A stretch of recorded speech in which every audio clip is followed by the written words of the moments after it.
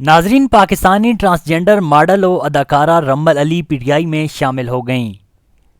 लाहौर में कुछ दिन कबल तशद्दुद का शिकार होने वाली ट्रांसजेंडर मॉडल और अदाकारा रम्मल अली ने तहरीक इंसाफ में शमूलियत इख्तियार कर ली।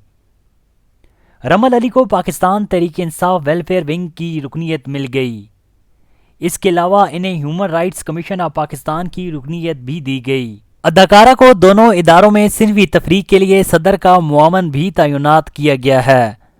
रम्मल अली का कहना है कि तहरीक इंसाफ का हिस्सा बनना मेरे लिए बाइस फ़ख्र है। अपनी कम्युनिटी के अफराद की बेहतरी के लिए हर फोरम पर आवाज़ उठाऊंगी।